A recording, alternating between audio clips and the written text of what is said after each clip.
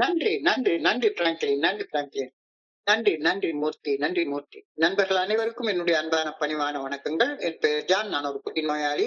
எல்லாம் வல்ல இறைவனோட அருளாலையும் தோழமையில இணைந்து செயல்படுவதால் நான் பெற்றுக்கொள்ளக்கூடிய அனுபவம் தெம்பு நம்பிக்கையாலையும் இன்னைக்கு ஒரு நாள், இன்னைக்கு ஒரே ஒரு நாள் நான் குடிக்கல, தெளிவா மன நிறைவா அமைதியா வாழ என்னாலான எல்லா முயற்சிகளையும் செய்து கொண்டிருக்கின்றேன்.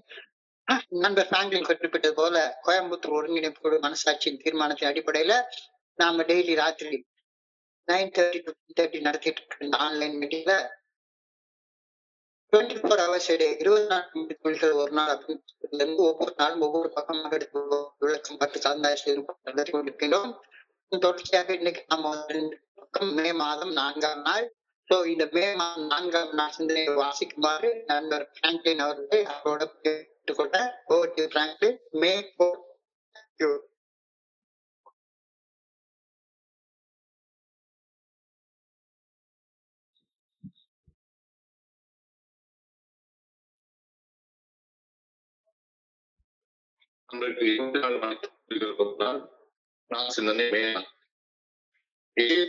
இன்றைய சிந்தனை. நான் கொடுத்துக் கொண்டிருந்த காலங்களில் எப்பொழுதும் மெக்படிச்சு காட்டிக்கொள்ளவே முயற்சிப்பேன். என் அனுபவங்களை மிகப்படுத்தி தாக்கமாக இருந்தது. அடிக்கடி அவ்வாறு பகிர்ந்து வந்தமையால் அத்தகைய பகிர்வுகளின் பாதியை உண்மையானவை என இன்றும் கூட நான் நம்பி வருகிறேன். அவை உண்மை அல்ல என்பது எனக்கு மிக நன்றாக தெரியும். எனக்கு சிறிதளவு தாழ்நிலையில் உள்ள நண்பர்களுடன் மட்டுமே நான் ஒட்டிக் கொண்டிருப்பேன். என்னை மேம்படுத்தி காட்டவே இவ்வகையாக ஒட்டிக் கொண்டிருந்தேன்.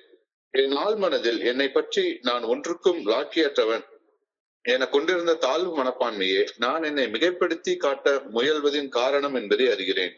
என் தாழ்வு மனப்பான்மைக்கு எதிரான பாதுகாப்பாகவே என்னை நான் மிகைப்படுத்தி காட்டிக் கொண்டிருந்தேன். இன்னமும் என்னை மிகைப்படுத்தி காட்டிக் கொள்கிறேனா? இன்றைக்கான தியானம். இறையருட் பேராற்றல் இப்பிரபஞ்சத்தை படைப்பதை பற்றி சிந்தித்தது. என்னையும் இறையருட் பேராற்றலது சிந்தனையே படைத்தது. இறையருட் பேராற்றலது சிந்தனையில் நல்ல ஒழுங்கான வழிகாட்டுதலின்படியே நானும் சிந்தனை செய்ய வேண்டும். இறையருட் பேராற்றலது சிந்தனைகள் எப்பொழுதும் என் மனதை நிரப்பி இருக்க வேண்டும். இறையருட் பேராற்றல் நான் எவ்வாறு வாழ விரும்புகிறது என்பதை நான் தியானிக்க வேண்டும். புனிதமான மௌனத்தில் இறையருட் பேராற்றலுடன் தொடர்பு கொள்ள என் மனதை பழக்கப்படுத்த வேண்டும். இது எனது வாழ்நாள் முழுமைக்கான பணி. ஆன்மீகத்தில் முழுமையை நோக்கி பயணிக்கும் பணியை செய்யவே நான் இந்த உலகத்தில் படைக்கப்பட்டுள்ளேன். என் வாழ்வு இந்த பணி ஒரு முழுமையான அர்த்தத்தை அளிக்கிறது. என் வாழ்வுக்கு இந்த பணி ஒரு முழுமையான அர்த்தத்தை அளிக்கிறது. இன்றைக்கான பிரார்த்தனை. இறையருட் பேராற்றலது நல்ல ஒழுங்கான வழிகாட்டுதலை பின்பற்றி என் சிந்தனைகள் இருக்க வேண்டும் என நான் வேண்டுகிறேன். இறையருட் பேராற்றல் விரும்பும் விதத்தில் நான் வாழ வேண்டும் எனவும் வேண்டுகிறேன். நன்றி சார். நன்றி, நன்றி, நன்றி, நன்றி, நன்றி, நன்றி பிராங்க்லின். நண்பர்கள் அனைவருக்கும் மீண்டும் ஒரு முறை என்னுடைய அன்பான பணிவான வணக்கங்களை தெரிவித்துக் கொள்றேன். என் பெயர் ஜான். நான் ஒரு குடிநோயாளி. எல்லாம் வல்ல இறைவனோட அருளாலையும் தோழமையில இணைந்து செயல்படுவதால் நான் பெற்றுக்கொள்ளக்கூடிய அனுபவம் தெம்பு நம்பிக்கையாலையும் இன்னைக்கு ஒரு நாள், இன்னைக்கு ஒரே ஒரு நாள் நான் குடிக்கல, தெளிவா மன நிறைவா அமைதியா வாழ என்னாலான எல்லா முயற்சிகளையும் செய்து கொண்டிருக்கின்றேன். நான் செயல்படுறதுல 2 ரகம் இருக்கு அப்படின்றத இன்றைய சிந்தனை எனக்கு சுட்டி காட்டுது. ஒண்ணு, நேற்றையோட இன்னைக்கு மேம்பட்ட மனிதனாக செயல்படுவதற்காக செயல்களை தேர்ந்தெடுத்து செய்யறது, என்னைய வளர்த்துக் கொள்வதற்காக, மேம்படுத்திக் கொள்வதற்காக, ஆன்மீகத்துல வளர்றதற்காக செய்யக்கூடிய செயல்கள். இன்னொரு வகையான செயல் என்னன்னா, என்னுடைய சக மனிதர்களின் கவனத்தை ஈர்க்கணும். எங்களுக்கு போனாலும் சரிதான், ஒரு போட்டோ எடுத்து வாட்ஸ்அப்ல போட்டுடணும், நான் இதை செஞ்சேன் அதை செஞ்சேன் அப்படின்றத எல்லாரும் கவனிக்கணும், எல்லாருடைய கவனத்தை ஈர்க்கணும் அப்படின்ற நோக்கத்தோடு செய்யக்கூடிய செயல்கள். ஒண்ணு சுய மேம்பாட்டுக்காக செய்யக்கூடிய செயல்கள், அல்லது சுய மேம்பாடாச்சு அதெல்லாம் ஒண்ணு வேண்டாம், நான் பெரிய மனுஷன் உலகம் எல்லாம் தெரிஞ்சுக்கணும் அப்படின்ற கவன ஈர்ப்பு தீர்மானத்துக்காக செய்யக்கூடிய செயல்கள். இந்த கவன ஈர்ப்பு தீர்மானத்துக்காக செய்யக்கூடிய செயல்கள் சின்ன குழந்தைத்தனமான செயல்கள் அப்படின்றதுல சந்தேகமே கிடையாது. ஒரு தடவை நான் என்னுடைய க்ளோஸ் ஃப்ரெண்டுடைய வீட்டுக்கு போயிருந்தேன். அவனுக்கு 2 பெண் குழந்தைகள். 2வது பெண் குழந்தைக்கு கல்யாணமாகி ஒரு 3 மாசம் ஆயிருந்தது. நான் அந்த கல்யாணத்துக்கு போக முடியல. அதனால ஒரு சின்ன கிஃப்ட் வாங்கிட்டு அந்த கல்யாணத்துக்கு பாக்குறதுக்காக அந்த பொண்ணை ஆசீர்வாதம் பண்றதுக்காக போயிருந்தேன். அப்ப அந்த சின்ன பொண்ணுடைய கல்யாண ஆல்பத்தை எடுத்து என்கிட்ட காட்டினாங்க. அந்த ஆல்பத்தை பார்த்துக்கிட்டே இருந்தா அந்த ஆல்பத்துல இருக்கிற எல்லா ஃப்ரேம்லயும் ஒரு சின்ன குழந்தை, ஒரு 4 வயசு பையன் ஏதோ ஒரு குரங்கு சேட்டை சொல்லி போஸ் கொடுத்துட்டே எல்லா ஃப்ரேம்லயும் இருக்கிறான். என்னன்னு பார்த்தா அந்த சின்ன பையன் வந்து மணப்பெண்ணுடைய அக்கா பையன். சோ யாரும் அவனை ஒண்ணும் சொல்ல முடியாது. அவன் எங்க போய் நின்னாலும் சரிதான், அவனை வெளியே போன்னு சொல்றதுக்கு யாருக்கும் துணிச்சல் கிடையாது. So, அவன் எல்லா இடத்துலயும் அவனுக்கு சட்டை ஒவ்வொரு மணி நேரத்துக்கு ஒரு சட்டையை போட்டு விட்டு போகணும்னா அவன் போட்டோகிராஃபர் எங்கெங்க போறானோ அவன் சித்திக்கு முன்னால போய் நின்னுக்கிறான், குரங்கு சேட்டை காட்டிக்கிட்டே இருக்கிறான். அந்த சின்ன குழந்தையோட மனநிலை என்ன, அந்த சின்ன குழந்தையுடைய அம்மாவுடைய மனநிலை என்ன, எல்லாரும் தான் பிள்ளைய பார்க்கணும் அப்படிங்கிற கவன ஈர்ப்பு தீர்மானம். அநேகமாக எல்லாருமே இந்த கவனத்தை ஈர்க்கிறதுக்காகத்தான் எல்லா செயல்களும் செய்யறோம். நான் போன வாரம் எங்க கோயிலுக்கு போயிருந்திருப்போம், கோயில் திருவிழாவுக்கு போயிருக்கணும் அப்படின்னு சொன்னா சரிதான். திருவிழாவுக்கு வர்ற நேரத்துல எல்லாரும் கோயிலுக்கு சாமி கும்பிட வந்த மாதிரி எனக்கு தெரியவே இல்லை. என்ன பட்டு புடவை, எவ்வளவு நகைகள், தலை நிறைய 5 முழம் பூ வச்சுக்கிட்டு அடுத்தவங்க கவனத்தை ஈர்க்கிறதுக்காகவே வர்றாங்க கோயிலுக்கு சாமி கும்பிடுறதுக்கு வந்த மாதிரி தெரியல. சோ இந்த கவனத்தை ஈர்க்கிறதுக்காக செயல்படுறது ஒரு சின்ன குழந்தையுடைய மனநிலையில செய்யக்கூடிய செயல்பாடுகள். எல்லாருடைய கவனமும் என் மேல மட்டும்தான் இருக்கணும் அப்படின்ற ஒரு குரங்கு சேஷ்டை மாதிரி செய்யக்கூடியது. நானும் என்னுடைய வாலிப பிராயத்துல அந்த 13-14 வயசுல பெண் பிள்ளைகளுடைய கவனம் எங்க வரணும் அப்படின்னு பச்சை கலரு, மஞ்சள் கலரு, சிவப்பு கலரு தட்டையா போட்டுட்டு குரங்கு சேட்டை பண்ணிக்கிட்டு இந்த ரஜினிகாந்த்ல ஒவ்வொரு படத்துலயும் பண்ணுவாங்க குரங்கு சேட்டை. அது வெளியே படத்துல பாக்குறப்ப ரொம்ப ஸ்டைலா தெரியுது. வெளியே யாராச்சும் ரஜினிகாந்த் பண்ற மாதிரி ரியல் லைஃப்ல பண்ணாங்கன்னா அது வந்து உண்மையிலே பைத்தியக்காரம் பண்ண மாதிரி தான் இருக்கும். சினிமால அது அட்ராக்ஷனா இருக்கு, ஸ்டைல்னு சொல்லிக்கிறோம். ஆனா நிஜ வாழ்க்கையில பார்த்தா குரங்கு சேட்டை. அந்த குரங்கு சேட்டை பண்ற வேலையைத்தான் நான் பண்ணிட்டு இருந்தேன். என்னுடைய ஃப்ரெண்ட் ஒருத்தர் நல்ல ஞாபகம் இருக்கு, என்னதான் பண்ணாலும் உன்னை ஒரு பேரும் கவனிக்கவே மாட்டேங்கிறாங்கடா. ஒரு சிகரெட் எடுத்து வாயில வச்சு பாரு, எல்லாருடைய கவனமும் உங்ககிட்ட வரும். சிகரெட் குடிச்சா பெரிய என்னமோ போதை வரும், அது ரொம்ப நல்லா இருக்கும் அப்படிலாம் நான் சிகரெட் குடிக்க ஆரம்பிக்கல. சிகரெட் எடுத்து ஃபூன்னு புகைய விட்டா ரஜினிகாந்த் மாதிரி அப்படியே சிகரெட் எடுத்து வாயில டப்புன்னு போட்டு வச்சுக்கிட்டா எல்லாருடைய கவனமும் என்கிட்ட ஈர்க்கப்படும் அப்படின்ற காரணத்துக்காக மட்டும் தான் நான் சிகரெட்டே குடிச்சேன். வேற எந்த காரணமும் கிடையாது. சிகரெட் குடிச்சா இருமல் தானே வந்துச்சு, அதை புடிச்செல்லாம் குடிக்கவே இல்லை. அடுத்தவங்க கவனத்தை ஈர்க்கிறதுக்காக குடிச்சது. கவன ஈர்ப்பு தீர்மானம் எல்லாருடைய கவனம் என்கிட்ட இருக்கணும் அப்படின்றதுக்காக ஸ்டைலிட்டு மிகையாக எத்தனையோ வகையான செயல்களை நான் செஞ்சத என்னால நினைவு கூற முடியுது. ஒவ்வொரு ஹீரோவை பார்த்தா அந்த ஹீரோவை பார்த்து நானும் அந்த மேனரிசத்துல ஏதாச்சும் ஒரு ஸ்டைல் செஞ்சு என்னுடைய எல்லாருடைய கவனமும் என் மேல ஈர்க்கப்படுறாதா அப்படின்ற ஒண்ணு. ஃபெலோஷிப் வந்ததுக்கு அப்புறமாகும் நிறைய ஷேரிங் வந்து என்னுடைய தவறுகளின் உண்மையான தன்மையை ஒப்புக்கொள்ளணும் அப்படின்றத விட நான் ஷேர் பண்ணா எல்லாரும் கவனிக்கணும், கண்ணீர் விட்டு அழுகணும் அப்படின்றதுக்காக ஷேர் பண்றது எவ்வளவு ஷேரிங்க நான் பார்த்துட்டேன். என்னுடைய மிகையான செயல்கள் அடுத்தவங்க கவனத்தை ஈர்த்ததோ இல்லையோ, ஆனா அப்படி கவன ஈர்ப்பு செயல்கள் செய்யறதற்கு என்னையே அடிமையாக்கி வச்சிருச்சு அப்படின்றத யதார்த்தமான உண்மை. நான் என்னுடைய கவன ஈர்ப்புக்காகவே செயல் செய்யறதுக்கு அடிமையாகி போயிட்டேன். எந்த மீட்டிங்ல போனாலும் சரிதான், ஏதாச்சும் ஒரு கதையை சொல்லணும், அதை சொல்லணும், இதை சொல்லணும், அடுத்தவங்க கவனம் எல்லாம் என்னுடைய ஷேரிங் மேல இருக்கணும் அப்படின்ற நோக்கத்துக்காகவே ஷேர் பண்ண ஆரம்பிச்சிட்டேன். நான் கவனத்தை ஈர்க்கிறதுக்காக ஷேர் பண்றது ஷேரிங்க்கு அடிமையாகி போயிட்டேன். இது யதார்த்தமான உண்மை. என்னை பற்றியே மிகைப்படுத்தி பேசுவது பெரும்பாலும் கவனத்தை ஈர்ப்பதற்கான ஆசை. எல்லாரு கூடயும் நான் அவங்களுக்கு அத்தனை பேருக்கும் ஒரு பெரிய பொதுவான கருத்தை சொல்றேன், சோசியல் கனெக்ஷன், சமூக தொடர்பு, அல்லது என்னுடைய குறைபாடுகளை வெளியே தெரியாம மறைக்கிறதுக்காக நான் போட்டுக்கிட்ட ஒரு பாதுகாப்பு கவசம், ஒரு mask. I needed a mask to hide my insecurities. இதுக்காக பண்ணிக்கிட்டது. சோ இந்த மாதிரி நான் ஷேர் பண்ணி பழக ஆரம்பிச்சது எனக்கு நல்ல ஞாபகம் இருக்கு. எல்லாருடைய கவனமும் என் மேல இருக்கணும். இது ஒரு மனுஷன் இருக்கான் அப்படின்னு தமிழ்நாட்டில் உள்ள ஏவுக்கு தெரியணும். அதுக்காகவே எல்லாம் பண்றது. என்னை பற்றி மிகைப்படுத்தி சிந்திப்பதாலும், என்னை மிகைப்படுத்தி பேசுவதாலும், எல்லா செயல்களையும் மிகைப்படுத்தி செய்வதாலும் இங்க இருக்கிற யாருக்காச்சும் பாதிப்பு உண்டா? ஒருத்தருக்கு கூட பாதிப்பு கிடையாது. என்னை மிகைப்படுத்தி பொய்யா பேசுறதால பாதிக்கப்பட போறது யாரு? நான் மட்டும்தான். வேற யாருமே பாதிக்கப்பட போறது கிடையாது. என்னை மிகைப்படுத்தி சிந்திப்பதாலும், என்னை மிகைப்படுத்தி பேசுவதாலும், மிகையாக செயல்படுவதாலும் எந்த மனுஷனுக்கு எந்த பாதிப்பும் கிடையாது. எனினும் நான் பொய் சொல்கின்றேன் என்று எனக்கு நல்லா தெரியும். உண்மையை கூட்டி சொல்றேன் அப்படின்றது எனக்கு நல்லா தெரியும். அல்லது உண்மையை மறைச்சு பேசுறேன் அப்படின்றது எனக்கு நல்லா தெரியும். பொய் பேசுறது என்ன பாதிக்கும்?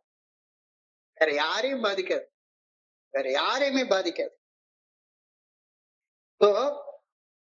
ஏன் என்ன நானே மிகைப்படுத்தி பேசுறேன்? நான் இருக்கும் நிலையை விட உயர்வாகவோ அல்லது நான் இருக்கும் நிலையை விட தாழ்நிலையை விட தாழ்வாகவோ என்னை தாழ்த்தியோ ஏன் நான் பேசிட்டு இருக்கேன்? இதன் காரணம் என்ன? ஏன் இப்படி போய் பேசணும்? ஒரே ஒரு காரணம், need for attention and validation. கவன ஈர்ப்பு மற்றும் என்னை நிலைப்படுத்திக் கொள்ள, மற்றவர்களின் பாராட்டை பெற புனை கதைகளை பொய்யா பேசுறது. ஒண்ணுமே புரியாது. ஆனாலும் கூட காலையில இருந்து கிரே பாயிண்ட் கோட்டுன்னு ஒண்ணு எடுத்து போட்டு விடுவேன். அந்த கோட்டு என்னன்னு எனக்கு தெரியாது. எல்லாருடைய கவனமும் ஆஹா இவர் போட்டிருக்கிறாரு அப்படின்னு. யாரோ ஒருத்தவங்க குட் மார்னிங் போட்டு விட்டுருப்பாங்க. அந்த குட் மார்னிங்க வந்து ஊர் முழுக்க ஃபார்வர்ட் பண்ணி வைப்பேன். எல்லாரும் நான் ஒருத்தன் இருக்கேன்றது கவனிக்கணும். Need for attention, need for validation, கவன ஈர்ப்பு மற்றும் என்னை நிலைப்படுத்திக் கொள்ள, மற்றவர்களுடைய பாராட்டை பெற, அதுக்காகவே செயல்படுறது. இரண்டாவது காரணம் லோ செல்ஃப் எஸ்டீம், குறைவான சுயமதிப்பு, குறைவான சுயமரியாதை. நான் என் உண்மையான வாழ்க்கை சுவாரஸ்யம் அற்றதாக உணரும் போது எனக்கு நானே இன்ட்ரெஸ்டிங்கா இல்ல, நான் செய்யற செயல் எனக்கே பிடிக்கல. நான் இருக்கிற நிலை பாதுகாப்பற்றதாக, இன்செக்யூராக உணரும் போது அந்த உணர்வுகளை ஈடு செய்ய என்னை உயர்த்தியோ அல்ல என்னை மிக தாழ்த்தியோ நான் இருக்கிற நிலையை மிகைப்படுத்தியே பேசிக்கிட்டே இருக்கிறேன். இது லோ செல்ஃப் எஸ்டீமால வரக்கூடியது. Social masking. எனது மெய்யான தன்மை பிறருக்கு தெரிந்தால் என்னை குறைத்து மதிப்பிட்டு விடுவார்களோ அப்படின்னு பயந்து ஒரு முகமூடியாக நானே என்னை மிகைப்படுத்தி பேசிக்கொள்றது. இல்லாத ஒண்ணு இருக்கிற மாதிரி காட்டிக்கிறது. எல்லா இடத்துலயும் நான் இருக்கேன் அப்படின்றது காட்டணும். என் பேச்சு கேட்கணும் எல்லாரும். மாடலிங் பிஹேவியர், மாதிரியாக்க நடத்தைகள் அப்படின்னு சைக்காலஜில சொல்லுவாங்க. குழந்தை பருவத்துல கற்றுக்கொள்ளப்படுகிறது. ரஜினிகாந்தை பார்த்துட்டா ரஜினிகாந்த் மாதிரியே ஒரு 10 நாள் நான் இப்படி மேனேஜம் பண்ணிட்டே இருப்பேன். எம்ஜிஆரை பார்த்துட்டு எம்ஜிஆர் மாதிரியே பண்ணிட்டு இருப்பேன்.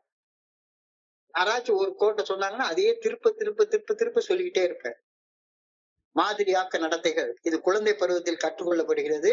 என்னை கவர்ந்த தனி நபர்களைப் போல நான் நடந்து கொள்ள முயற்சிக்கின்றேன். 5வது என்வாயரன்மெண்டல் கண்டிஷனிங் சொல்றாங்க. என்னுடைய சுற்றுச்சூழல் சீரமைக்கும்படி நான் இந்த சமுதாயத்துக்கு தடையாக இருக்கக்கூடாது அப்படின்ற எண்ணம் எதிர்மறையாக மனசுல பதிஞ்சு போற காரணத்தினால எப்பொழுதும் உண்மையான முகத்தை காட்டாம ஒரு போலி முகத்தை மட்டுமே சமுதாயத்துக்கு காட்டிட்டே இருப்பேன். இருட்டுக்குள்ளார ஒரு வாழ்க்கை, பகல்ல வேற ஒரு வாழ்க்கை. என்னுடைய உண்மையான முகத்தை காட்டாமல் ஒரு முகமூடியை அடிந்து பழக்கப்படுத்தி கொண்டு ஏன் இப்படிப்பட்ட மிகைப்படுத்தி செயல்படுவதுடைய முக்கியமான அம்சம் என்னன்னா, உண்மை நிகழ்வுகளை பேசுறதே கிடையாது. அத கூட்டியோ குறைச்சோ அடுத்தவங்க அத கவனத்தை ஈர்க்கிற மாதிரியே பேசுறது.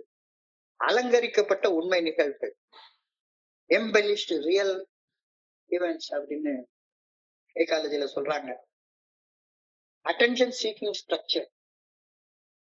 எல்லாரும் என்னை கவனிக்கணும், என்னை கவனிக்கணும், என்னை கவனிக்கணும், கவனத்தை தேடக்கூடிய அந்த மனப்பான்மை. ஒன் அப்பிங். ஒன் அப்பிங்னு சொல்றதுன்னா எல்லாத்த விட நான் ஒரு படி மேலன்னு காட்டிக்கிறேன். எல்லாத்த விட ஒரு படி மேலன்னு காட்டிக்கிறேன். ஒவ்வொரு முறை பகிரும் போதும் என்ன பண்ணுவேன், ஒரு முறை பகிர்ந்ததை விட என்னென்ன வார்த்தைகளை போட்டு பகிர்ந்தா அதை எல்லாரும் கேட்பாங்க அப்படின்னு அதே நிகழ்ச்சியை வேற மாதிரியே பகிர்ந்து கொண்டே இருப்பேன். நான் அதை செஞ்சிருக்கேன், நான் நிறைய செஞ்சிருக்கேன். நிறைய பேர் அதை இப்ப செய்யறது பார்க்கவும் செய்யறேன். இவர் வந்தாருன்னா இந்த ஈவெண்ட்டை ஷேர் பண்ணுவாரு அப்படின்றது நல்லாவே தெரியும். இந்த நண்பர் ஷேர் பண்ண வந்தாருன்னா இந்த ஈவெண்ட்டை கண்டிப்பா ஷேர் பண்ணுவாருன்னு தெரியும். அப்ப ஷேர் பண்றப்ப முன்னால ஷேர் பண்ணதை விட கொஞ்சம் ஜோடனை பண்ணி அலங்காரம் பண்ணி மிகைப்படுத்தி பேசுவாரு. இந்த மிகைப்படுத்தி பேசுவதால ஏற்படக்கூடிய பாதிப்புகள் என்ன, சைக்காலஜிக்கல் எஃபெக்ட்ஸ் என்ன அப்படின்னு சொல்லி பார்த்தா, நான் எனக்குள்ளாரே ஒரு தவறான ஆளுமையை உருவாக்கி கொள்கிறேன். ஒரு ஃபால்ஸ் பெர்சோனா. எனக்குள்ளாரே ஒரு தவறான ஆளுமையை உருவாக்கி கொள்றேன். ஒரு பொய்யை திரும்ப திரும்ப திரும்ப திரும்ப சொல்றப்ப அது உண்மைன்னு நம்ப ஆரம்பிச்சிடறேன் நானு. இது என்ன அறியாம எனக்குள்ளார நடக்குது. என்ன அறியாம நடக்குது. ஒரு தவறான ஆளுமையை நான் உருவாக்கி கொள்கின்றேன். நான் பொய் பேசுறேன்னு பார்த்துட்டா இந்த இது இவன் பண்ற ஸ்ட்ரெயின் ரிலேஷன்ஷிப்ன்றாங்க, உறவு சிதைவுகள். என்னுடைய மனைவிக்கே பிடிக்காது. என்னடா இது இவன் எப்ப பார்த்தாலும் நடிச்சுக்கிட்டே உட்கார்ந்து இருக்கிறான், அவன் சொல்றதான் எல்லாரும் கேட்கணும்னு அவன் தானே மிகப்படுத்தி பேசிட்டே இருக்கிறான். Strain relationships. பேத்தலாஜிக்கல் லையிங் அப்படின்னு சொல்றாங்க. அது பொய்யிலே பிறந்து பொய்யிலே வளர்ந்த புலவர் பெருமானே அப்படின்னு மாதிரி. நோயியல் பொய் அப்படின்றாங்க, பேத்தலாஜிக்கல் லையிங். உளவியல்ல சைக்காலஜில பேத்தலாஜிக்கல் லையிங் அப்படின்னு சொல்றாங்க. கட்டாயமாக பொய் பேசியே தீரணும். உண்மையை பேசுறதே கிடையாது. உண்மையை பேசுறதே கிடையாது. எங்கேயாச்சும் ஒரு இடத்துல பொய்யை கலக்காம பேச தெரியவே தெரியாது. பொய்யை கலக்காம பேச தெரியவே தெரியாது. கட்டாயமாக பொய் பேசி ஆக வேண்டும் என்ற மனிதனாக இந்த மிகைப்படுத்தி பேசுவது என்னை மாற்றி விடக்கூடும். ஒரு உலகத்துக்குன்னு ஒரு நடிப்பு. நான் ஒரு பெரிய நடிகருடைய ரசிகனாக இருந்தேன். அவர் தமிழ்நாட்டுடைய முதலமைச்சரா இருந்தாரு. ஒரு தடவை எல்லாம் பார்த்தோம்னா அவர் பக்கத்துல பாக்குறப்ப சாதாரண முகத்தை காட்டுறதுக்கு 1.5 மணி நேரம் மேக்கப் போட்டாதான் வெளியவே வர்றாரு. உண்மையான முகத்தை காட்டக்கூடிய துணிச்சலே இல்லை. இந்த பொய் நடத்தையை இப்ப எப்படி கையாளுறது? Self reflection. உண்மை என்னன்றது உனக்கு தெரியும். உண்மையை பேச கத்துக்கோ. உண்மையை பேச கத்துக்கோ.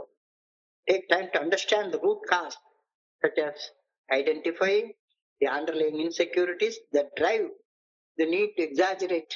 ஏன் அந்த மாதிரி மிகைப்படுத்தி பேசுறோம்? மிகைப்படுத்தி பேச வேண்டிய அவசியம் என்ன இருக்கு? உன்னைய நீ உள்ள பூந்து பாரு. ஏற்றுக்கொள்தல், focus on the real life and self image. நான் யாருன்னு எனக்கு நல்லா தெரியும். என்னுடைய உண்மை முகத்தை காட்டேன், உண்மையாக பேசேன். யாருக்கிட்ட என் போய் பேசுற, ஸ்பான்டேனியஸா இரு. வல்னரபிலிட்டி.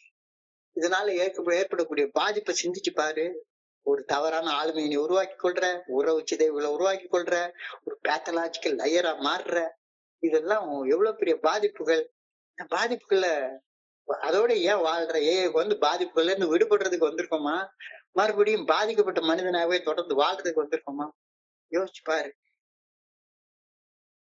செயலில் கேட்பதை அதிகரித்துக் கொண்டு பேசுறதை விட கேட்க அதிகமாக செலவு பண்ணும் நேரம். என்னுடைய குருஜி சொல்லுவாரு, நீ பேசுனா அட் மேக்சிமம் உனக்கு தெரிஞ்சது மட்டும்தான் பேச முடியும். புதுசா தெரிஞ்சுக்க வாய்ப்பே கிடையாது. இப்ப நான் உங்ககிட்ட பேசுறேன் அப்படின்னா சரிதான், இது பேசுறதுக்காக தயாரிக்கும் போது நிறைய விஷயங்களை, எனக்கு தெரியாத விஷயங்களை தெரிஞ்சுக்கிறேன். ஆனா நான் பேசினேன்னா எனக்கு தெரிஞ்சதை மட்டும்தானே பேச முடியும். ஆனா யாராச்சும் ஒரு நண்பர் பேசினார்னா, பகிர்ந்து கொண்டாருன்னா, அதை கேட்கும் போது எனக்கு தெரியாத விஷயங்களை தெரிஞ்சுக்கவும் வாய்ப்பு இருக்குல்ல. என்னை மிகைப்படுத்தி பேசுவதில் கவனம் செலுத்தாமல் அடுத்தவர் பகிர்வதை கூர்ந்து கேளு. அவர் மிகைப்படுத்தி பேசினா அது அவருடைய பிரச்சனை. மிகைப்படுத்தி பேசாத, உன்னை பத்தி மிகைப்படுத்தி பேசாத. இதுதான் இன்னைக்குடைய சிந்தனையுடைய வார்த்தை. When I was drinking, I always tried to build myself up. I used to tell all stories about myself. I told them often that I, I half believed some of them now, even though I know they are very false. நான் சொன்னது பொய், நான் சொல்றது பொய், பேசுறது பொய் அப்படின்னு எனக்கு 100% தெரியும், நல்லா தெரியும். ஆனா அதே பொய்ய திரும்ப திரும்ப திரும்ப திரும்ப சொல்லும் போது என்ன அறியாம பொய்ய நம்பக்கூடிய ஒரு குணக்கோளாறு எனக்குள்ளார உருவாயிடுது. கவனத்தை ஈர்த்தே தீரணும், அடுத்தவங்களை கவனத்தை ஈர்த்தே தீரணும், ஏகப்பட்ட கிரௌட உண்டாக்கணும், அதுக்காக ஸ்பெஷலா நான் எதையாச்சும் ஒண்ணு உருவாக்கி பேசணும். இதெல்லாம் எனக்குள்ளார என்ன அறியாம உருவாயிடுது. ஸோ நான் என்ன பண்றேன், இது தெரிஞ்ச உடனே என்ன பண்ணுவேன், இது குணக்கோளாறுன்னு யாராவது சுட்டி காட்டாங்கன்னு வைங்களேன், அவங்க கூட சேரவே மாட்டேன், அவங்க கூட சேரவே மாட்டேன். என்ன போலவே ஆளுமை குறைபாடு உள்ள மனிதர்களோட மட்டுமே ஒட்டிட்டு இருக்கிறத தேர்ந்தெடுப்பேன். யார் மிகைப்படுத்தி பேசுறானோ, யார் என்ன மாதிரியே சிவப்பு கலர் சிங்கிச்சான், பச்சை கலர் சிங்கிச்சான் சட்டை போடுறானோ அவங்க கூட மட்டும்தான் சேர்ந்துப்பேன். போய் என்னை விட மோசமான ஆளுமை கோளாறு உள்ள நண்பர்களோட சேர்ந்து இருந்தா நான் அவர்களை விட உயர்ந்தவன் அப்படின்ற ஒரு ஃபீலிங் எனக்குள்ளார உண்டாகும், ஒரு தோற்றம் உண்டாகும். அடுத்தவங்களோட உயர்ந்தவன்ற அந்த உணர்வை மட்டும்தான் நான் விரும்புறேன். இந்த உயர்ந்தவன்றதுனால எப்பவுமே என்னை விட மோசமான மனிதர்களோட தான் சுத்திட்டே அலையிறது. என்னோட உயர்ந்த நண்பர்களோட நட்பு வச்சுக்க கஷ்டம், வேண்டவே வேண்டாம், அவங்கெல்லாம் வேண்டாம். I used to hang around the low pro berums so that I could feel superior to others. இந்த ஆளுமை கோளாறு எவ்வளவு மோசமா போகுது பாருங்க. நான் சுப்பீரியர் ஆகணுன்றதுக்காகவே, அப்படி ஃபீல் பண்ணுன்றதுக்காகவே நான் பிஹேவ் பண்ணிட்டே இருக்கிறேன். எனக்குள்ளார நான் பொய்யானாக இருக்கேன் அப்படின்னு நல்லா தெரியுது, பொய் பேசுறேன்ற நல்லா தெரியுது. எனக்குள்ளார என்னை நானே தாழ்வாக உணர்றேன் அப்படின்றது நல்லா தெரியுது. இருட்டுலதான் பெரும்பாலான நேரம் வாழ்றேன், வெளிச்சத்துக்கு வர்றதே கிடையாது. இருட்டுல தாழ்வான செயல் செய்யறதுனால நான் இருட்டுல வாழ்றேன். என் போன்ற தாழ்வு மனப்பான்மை உள்ள நண்பர்களோட மட்டும்தான் நான் நட்பே வச்சுக்கிறேன். என்னை விட தாழ்வாக இருப்பதாக நான் நினைக்கக்கூடிய மனிதர்கள் மத்தியில என்னை மிகைப்படுத்தி உயர்வாக காட்டிட்டு வாழ்றது, அது ஒரு போதையான சுகம்.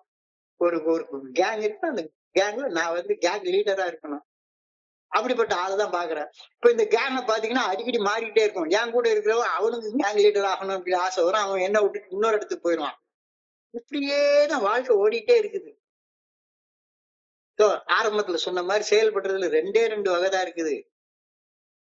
ஒண்ணு, நேற்றை விட இன்னைக்கு மேம்பட்ட மனிதனாக வாழ்றதுக்கு எப்படி செயல்படுறதுன்றது, இல்ல என்னை ஒரு மேம்பட்ட மனிதனாக மிகைப்படுத்தி பேசி பேசி காட்டி கவனத்தை ஈர்க்கிறதுக்காகவே வாழ்ந்து கொண்டிருக்கிறது. எதை வாழ போற யோசிச்சு பாத்துக்கோ. The reason I always tried to build myself up was that I knew deep down in my heart that I did not amount to anything. என் மேல என்னுடைய அந்த சுய மதிப்பு 0வா இருக்கு, ஒண்ணுமே இல்லை. என்னுடைய தாழ்வு மனப்பான்மையை கடந்து வர நான் முயற்சி செய்யணும். அதை விட்டு என்னை விட தாழ்நிலையில இருக்கிறவங்க கிட்ட என்னை மிகைப்படுத்தி பேசி அவர்களை விட உயர்ந்தவனாக என்னை உணரும் மனநிலை எனக்கு ஒருபோதும் உதவாது அப்படின்ற கருத்தை இன்னைக்கு சிந்தனையில சொல்றாங்க. என்னுடைய இன்ஃபீரியாரிட்டி காம்ப்ளெக்ஸ், என்னுடைய லோ செல்ஃப் எஸ்டீமை நான் கடந்து வரணும், அதற்கான முயற்சிகளை செய்யணும். அதை விட்டுட்டு என்னை விட தாழ்நிலையில இருக்கிற மனிதர்களோட உட்கார்ந்துக்கிட்டு அவங்களுக்கு பெரிய பாடம் எடுத்துட்டு என்னை மிகைப்படுத்தி பேசி பேசி பேசி அவங்கள விட உயர்ந்தவனாக என்னை உணரும் மனநிலை எனக்கு ஒருபோதும் உதவாது. It's a kind of defense against my inferiority. என்னுடைய தாழ்நிலைய மறைக்கிறதுக்கு, அதுல இருந்து என்னை காப்பாத்திக்கிறதுக்கு நான் செயல்படுறது எந்த வகையில் எனக்கு நியாயமாக இருக்கும்? அதான் இன்னைக்கு கேள்வியா கேட்டிருக்கிறாங்க. Do I still build myself up? பொய்யா பேசி இன்னமும் என்னை மிகைப்படுத்தி காட்டி அடுத்தவங்களுடைய கவனத்தை ஈர்க்கிற மாதிரி இன்னமும் செயல்பட்டு கொண்டிருக்கிறேனா? கொஞ்ச நேரம் கண்ணை மூடி ஆழமாக சிந்திச்சு பார்ப்போம். Do I still build myself up? இன்னமும் எனக்கு உயர்ந்த மனிதர்கள்ட்ட இருந்து விலகி என்னை விட தாழ்ந்தாக இருக்கக்கூடிய மனிதர்கள்ட்ட உயர்ந்து, இதுக்காகவே தான் 12 ஸ்டெப்புக்கே போறது. நான் 10 வருஷம் குடிக்கல, இன்னும் குடிச்சிட்டு இருக்கவனோட நான் வசதி அப்படின்னு காட்டுறதுக்காகவே போறது. அவங்ககிட்ட போய் இல்லாத பொல்லாத கதையெல்லாம் பேச வேண்டியது. 12 step recovery programme, big book, அது இது என்னென்ன கதையோ விடுறது. இன்னமும் என்னை மிகைப்படுத்தி பகிர்ந்து கொள்கின்றேனா, இன்னமும் உண்மையை உயர்த்தியோ தாழ்த்தியோ பகிரக்கூடிய மனப்பான்மை எனக்குள்ளார இருந்தா தியானத்துக்கு கடந்து போ. தியானத்துக்கு கடந்து கடவுள் பிரபஞ்சத்தை பற்றி சிந்தித்து அதை படைத்தார் அப்படின்னு ஒரு கருத்து சொல்லியிருக்காங்க. கடவுள் பிரபஞ்சத்தை பற்றி சிந்தித்து அதை படைத்தார். இது தியாலஜில அடிப்படை அம்சம். God created this world. இந்த உலகத்தை படைக்கணும் அப்படின்னு கடவுள் சிந்தித்து படைத்தார். கடவுள் ஒரு பர்சனாலிட்டியா சொல்றாங்க. சரி, கிரியேட்டிவ் இன்டெலிஜென்ஸ்.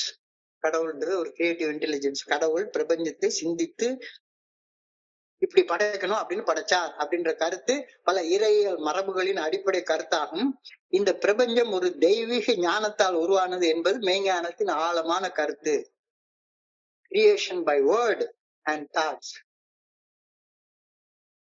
இது இப்படி உருவாகட்டும், இது இப்படி உருவாகட்டும், இது இப்படி உருவாகட்டும் அப்படின்னு சொல்லி சொல்லி படைச்சார் அப்படின்னு வேதத்துல நம்ம படிக்கிறோம். Divine will with love. எல்லாம் நல்லா இருக்கணும், எல்லாம் நல்லா இருக்கணும். படைச்சு முடிச்ச உடனே எல்லாம் தான் படைத்த அனைத்தும் நன்மையாக இருப்பதை இறைவன் கண்டார் அப்படின்னு வேதத்துல படிக்கிறோம். God thought about the universe and brought it into being. God thought about the universe and brought it into being. His thought brought me into being. His thought, God's thought brought me into being. இறையர் பேராற்றலது சிந்தனை என்னை படைத்தது என்றால் நான் ஏதோ ஒரு குறிப்பிட்ட நோக்கத்திற்காக படைக்கப்பட்ட ஒரு மனுஷன் தானே.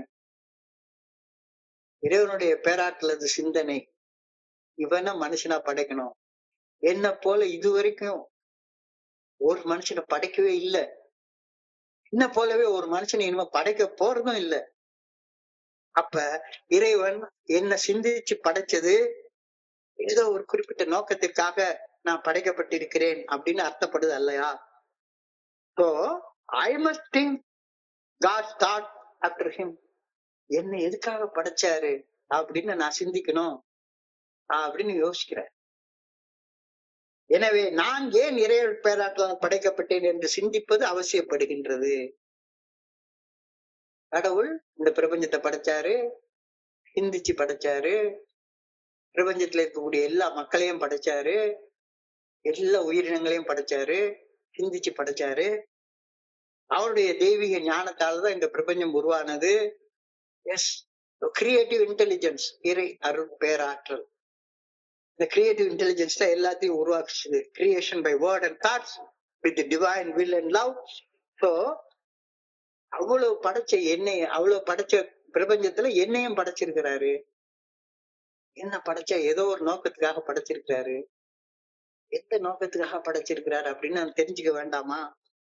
இறையருள் பேராற்றல் என்னை ஏன் படைச்சது, நான் ஏன் இறையருள் பேராற்றலால் படைக்கப்பட்டேன் அப்படின்ற படைப்பின் நோக்கத்தை சிந்திப்பது அவசியப்படுகின்றது. I must keep my mind occupied with the thought about the good orderly direction of my creator and meditate on the way he wants me to live. அப்ப நான் நடிச்சு மிகைப்படுத்தி வாழ்வதற்காக நான் படைக்கப்படவில்லை. நான் நானாக இருக்கணும். என்ன போல யாரையுமே இது வரைக்கும் உலகத்தை படைக்கவே இல்லை கடவுள். இனிமேல வரும் போற காலத்துல என்ன போல ஒரே மனுஷனை படைக்கவே இல்லை. அப்ப தனித்தன்மை வாய்ந்த என்னுடைய படைப்பு இறைவனால எதற்காக படைக்கப்பட்டது அப்படிங்கிற சிந்தனையில நான் நிலைச்சிருக்க வேண்டாமா? அவருடைய நல்ல ஒழுங்கான வழிகாட்டுதலின்படி வாழ்ந்து அவரை உணர்வதற்காக நான் படைக்கப்பட்டிருக்கிறேன். இந்த சிந்தனையை மெடிடேட் பண்ணி அவர் எப்படி நான் வாழணும்னு விரும்புறாரோ அந்த வாழ்க்கையை வாழ்றதுல என்னுடைய கவனத்தை குவிக்கணும் அப்படின்றது எவ்வளவு முக்கியமாக அவசியப்படுகிறது அப்படின்ற கருத்து இன்னைக்கு தியானத்துல சொல்லப்பட்டிருக்கிறது. இறையர் பேராற்றல சிந்தனைகள் எப்பொழுதும் என் மனதை நிரப்பி இருக்க வேண்டும்.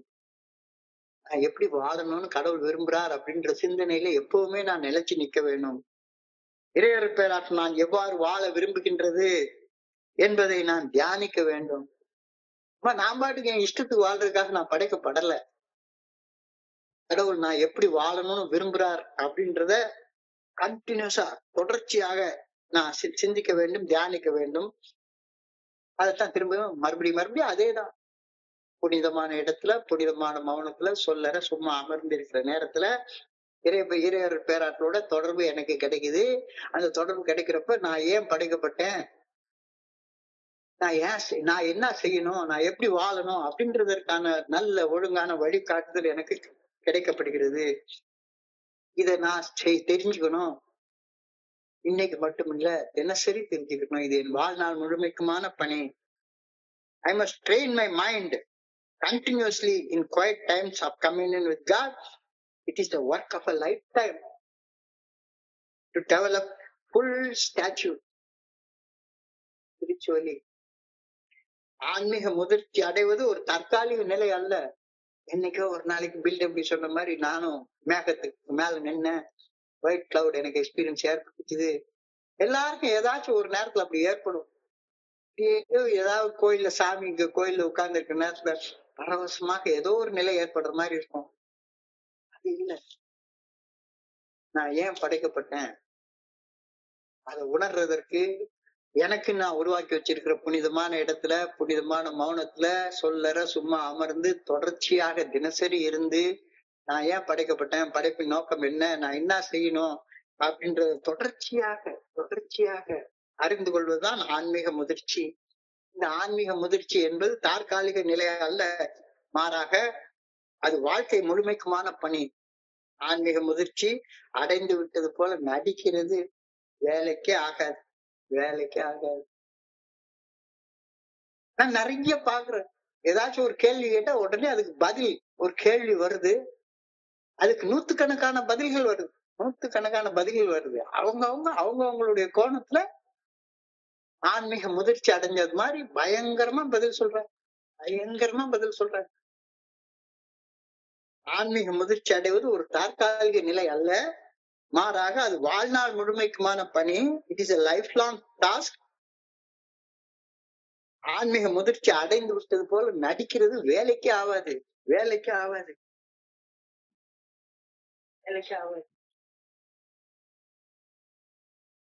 எதற்காக நான் படைக்கப்பட்டிருக்கிறேன்? ஆன்மீக விழிப்புணர்வு நிலையை நோக்கி முன்னேறுவதற்காக படைக்கப்பட்டிருக்கிறேன். தன்னுணர்வு அடைவதை நோக்கி முன்னேறுவதற்காக படைக்கப்பட்டிருக்கிறேன். This is what I am on earth for. It gives meaning to life. வேற இல்லைன்னா வாழ்க்கைக்கு வாழ்றதுக்கான அர்த்தமே கிடையாது. வாழ்க்கையில வாழ்றதுக்கு வந்தான், வெந்ததை தின்னா, விதி வந்தா செத்தான், அதுக்காக நான் வாழ்ந்திருக்கிறேன். தேடி சோறு நிதம் தின்று பல சின்னஞ்சிறு கதைகள் பேசி பிறர் வாட பல செயல்கள் செய்து நிறைய கூடி கிள பருவம் எய்தி இந்த மாதிரி வாழக்கூடிய வேடிக்கை மனிதரை போல வாழ்ந்து செத்து போறதுக்காக நான் படைக்கப்பட்டிருக்கிறேன். எதற்கு நான் படைக்கப்பட்டிருக்கிறேன்? ஆன்மீக முதிர்ச்சி நிலையில நிலைத்து வாழ்ந்து, இப்ப நிலைத்து வாழணும்னா எனக்குன்னு ஒரு புனிதமான இடத்த வச்சுக்கணும். புனிதமான மௌனத்துல சொல்லற சும்மா அமர்ந்திருந்து நான் ஏன் படைக்கப்பட்டேன் அப்படின்ற காரணத்தை தெரிஞ்சு கொண்டு அந்த காரணத்தின்படி வாழ்வதற்காக நான் படைக்கப்பட்டிருக்கிறேன். ஆன்மீக முழுமையை நோக்கி பயணிக்கும் பணியை செய்வதுவே நான் இந்த உலகத்துல படைக்கப்பட்டிருக்கிற படைப்பின் நோக்கம். To progress steadily towards spiritual experience, ஆன்மீக முழுமையை நோக்கி பயணிக்கிற பணியை செய்யறதுக்காக மட்டும்தான். நம்ம ஆன்மீக முழுமையை அடையிறதுக்கு இல்லை, ஆன்மீக முழுமையை நோக்கி பயணிக்கிறது. இது ஜென்மங்கள் ஆகலாம். ஆனா நான் படைக்கப்பட்ட நோக்கம் மாறவே மாறாது. பிறவி பெருங்கடல் நீந்துவர் நீந்தா கடவுளுடைய அடியை சேராதவர்கள். இறைவனுடைய நல்ல ஒழுங்கான வழிகாட்டுதலை அடைந்து அதை வாழ்ந்து மீண்டும் பிறவா பெருநிலை அடையக்கூடிய அந்த நிலையை நோக்கி முன்னேறிட்டது. இதுக்கு எவ்வளவு ஜென்ம ஆனா நான் படைக்கப்பட்ட நோக்கம் மாறவே மாறாது. ஆன்மீக முழுமையை நோக்கி பயணிக்கும் பணியை செய்வதுவே நான் இந்த உலகில் படைக்கப்பட்ட ஒரே ஒரு நோக்கம். இந்த பணி என் வாழ்விற்கு முழுமையான ஒரு அர்த்தத்தை அளிக்கின்றது. இந்த அர்த்தத்தை நோக்கி பயணிக்கணும். இல்லாட்டி போனா மீனிங்லெஸ் லைஃப் ஆயிரும். மீனிங்லெஸ் லைஃப் ஆயிரும். So, இப்போ தியானத்துல கேட்ட அந்த நிலையை அடையிறதுக்காக பிரார்த்தனை பண்ணுவோம். I pray that I may think God's thoughts after him. இறையர் பேராற்றலது நல்ல ஒழுங்கான வழிகாட்டுதலை பின்பற்றி என் சிந்தனைகள் இருக்க வேண்டும் என நான் வேண்டுகின்றேன். என்னுடைய சிந்தனைகள் எப்பவுமே கடவுளுடைய நல்ல ஒழுங்கான வழிகாட்டுதல் என்ன அப்படின்றத சிந்திக்கிறதாகத்தான் இருக்கணும். எனக்கு என்ன சோறு கிடைக்கும், நான் என்ன ஷேர் பண்ண முடியும், எங்க எவனுடைய கவனத்தை ஈர்க்கணும் அப்படின்ற சிந்தனைகள் எனக்கு வேண்டாம். அடுத்த நல்ல காரியம் நான் என்ன செய்யணும்? I pray that I may think God's thought after him. இறையார் பேராட்டு நல்ல ஒழுங்கான வழிகாட்டுதலை பின்பற்றி என் சிந்தனைகள் இருக்க வேண்டும் என வேண்டுகின்றேன். அப்படி சிந்தனை இருந்தா கவன ஈர்ப்பு தீர்மானம்லாம் நீ போட மாட்ட. சிந்தனை கடவுள் உனக்கு கொடுத்த பணியை செய்யறதுல மட்டும்தான் இருக்கும். I pray that I may live as he wants me to live. எவ்வளவு அழகான சின்ன பிரேயர், சுருக்கமான பிரேயர். இறையர் பேராற்றில் விரும்பும் விதத்தில் நான் வாழ வேண்டும் என பணிவுடன் வேண்டுகின்றேன். ஐயா, என்னை எங்கேயோ கொண்டு போறீங்கய்யா. ரொம்ப ஆழமான கருத்து. சரி, இன்னைக்கு சிந்தனைகளை சுருக்கமாக பார்ப்போம். என்னுடைய வாழ்க்கையில செயல்படுறதுல ரெண்டு விதம் தான் இருக்கு. ஒண்ணு, நேத்தையோட இன்னைக்கு மேம்பட்ட மனிதனாக வாழணும். இல்ல மேம்பட்ட மனிதனாக வாழ்றதாக உலகம் நம்ப வைக்கிறதுக்கு போட்டோ எடுத்து வாட்ஸ்அப் குரூப்ல போட்டுக்கிறோம். காலையில எழுந்த உடனே குட் மார்னிங் அனுப்பணும், குட் நைட் அனுப்பணும், நான் இருக்கேன் அப்படின்றது எல்லாரும் கவனத்துக்கு ஏற்படணும். என்ன அனுப்புறேன்னே தெரியாது. கிரே பாயிண்ட் கோட்டுன்னு ஒண்ணு அனுப்புவேன், அதை அப்படியே கூகுள்ல டிரான்ஸ்லேட் பண்ணி அனுப்புறேன். என்ன அனுப்புறேன்னு எனக்கும் தெரியல, வாசிக்கிறவனுக்கும் தெரியல. டேட்டா தான் காலி ஆகுது. கூகுள்காரனுக்கு பயங்கரமான வருமானம். ஒரு மெசேஜ் நம்ம போட்டோம்னா ஒரு செகண்ட்ல 2000 பேர் பாக்குறாங்க. டேட்டா தான் காலி ஆகுது. என்ன, நான் காலங்காத்தால கரெக்டா மெசேஜ் போட்டுருவாரியா? அப்ப நான் போடுற மெசேஜ் நானே சிந்திச்சு எழுதின மெசேஜா? ஒரு காலத்துல நான் அப்படிதான் குட் மார்னிங் மெசேஜ் போட்டே இருப்பேன். யாராச்சும் ஒருத்தவங்க அனுப்பின குட் மார்னிங் மெசேஜ்ல எனக்கு ரொம்ப பிடிச்சதா இருந்தா உடனே ஒரு குரூப்புக்கு எல்லாம் டக்குன்னு ஒரே ஒரு கிளிக் எல்லாம் போய் சேர்ந்துரும். ஆனா இன்னைக்கு நம்ம குரூப்ல ஒரு மெசேஜ் போடணும்னா அந்த மெசேஜை போடுறதுக்கு முன்னால 2 மணி நேரம் அதுக்கு வேலை செஞ்சுட்டதுக்கு அப்புறமா போடுறேன். நேற்றை விட நீங்க மேம்பட்டு செயல்படுவதற்காக செயல்படுறது இல்ல, இன்னொன்னு கவன ஈர்ப்பு தீர்மானம். கவன ஈர்ப்புக்காகவே செயல்படுறேன்னா, நீ ஒரு பாட்டில் குடிச்சேன்னா நான் 2 பாட்டில் குடிச்சேன். நீ ஒரு பொம்பளைட்ட போனேன்னா நான் 10 பொம்பளைட்ட போனேன். Hubristic fried.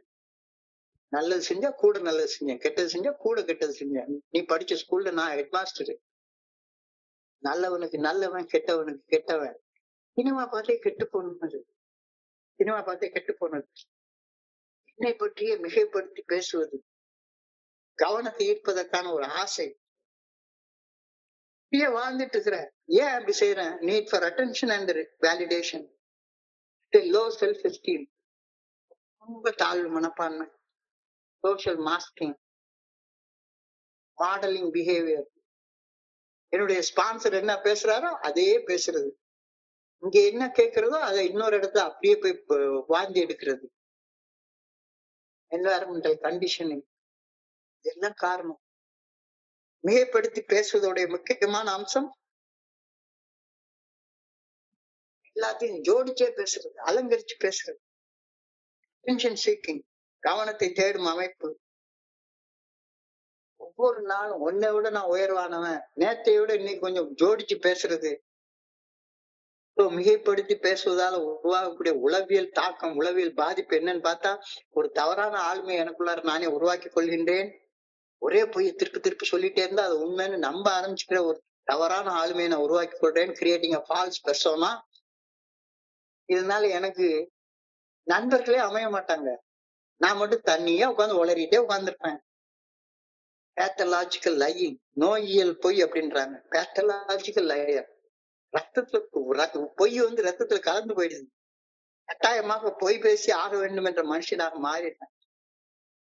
இதுல இருந்து விடுபடுறது எப்படி? சுய சிந்தனை, self reflection. Accept that you are மிகைப்படுத்தி பேசுறன்றதை ஒத்துக்கோ. இதனால ஏற்படக்கூடிய பாதிப்புகளை சிந்திச்சு பாரு. ஒரு ஃபால்ஸ் ஆளுமையை நீ உருவாக்கி கொள்ற, உறவுகள் சிதைஞ்சு போகுது, ரத்தத்துல போய் கலந்து போகுது. இதெல்லாம் பெரிய பாதிப்பு. இந்த பாதிப்புகளை யோசிச்சு பாரு. பேசுறதை விட கேட்க அதிகமா கத்துக்கோ. கேட்பதை பயிற்சி செய். கேட்பது பயிற்சி செய். பேசினாதானே மிகைப்படுத்தி பேசுற. இன்னொருத்தன் மிகைப்படுத்தி பேசுறப்ப ஆஹா என்ன ஜோடிச்சு பேசுறான்டா அப்படின்ற உனக்கு தெரியும்ல. அதை கேட்க பயிற்சி பண்ணு. குடிக்கிற காலத்துல நான் எப்படி வாழ்ந்துட்டுன்றத தோல் உரிச்சு காட்டுறாங்க.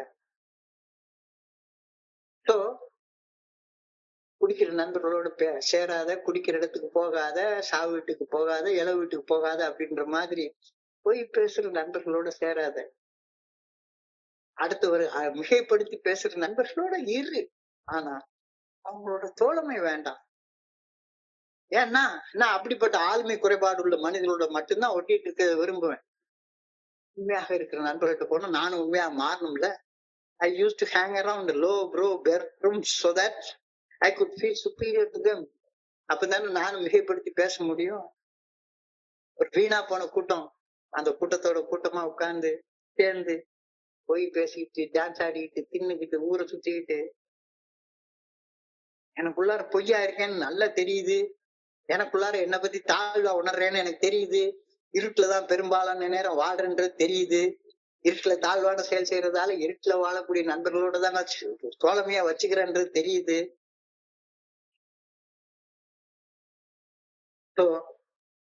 இத மாத்திக்கோ. இப்படி மிகைப்படுத்தி பேசுறதுல உருவாகக்கூடிய போதை, அது ஒரு குடி போதை மாதிரிதான். அந்த போதையில இருந்து வெளியே வா.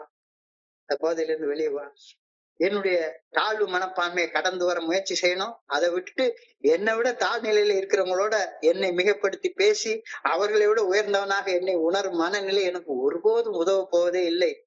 It's a kind of defence against my inferiority. வேண்டாம், அதை விட்டுரு. Do I still build up my self? இன்னமும் என்னை மிகைப்படுத்தி பகிர்ந்து கொள்கின்றேனா? இன்னமும் உண்மையை உயர்த்தியோ தாழ்த்தியோ பகிரும் மனப்பான்மை எனக்குள்ளார இருந்ததானா? தியானத்துக்கு கடந்து போ.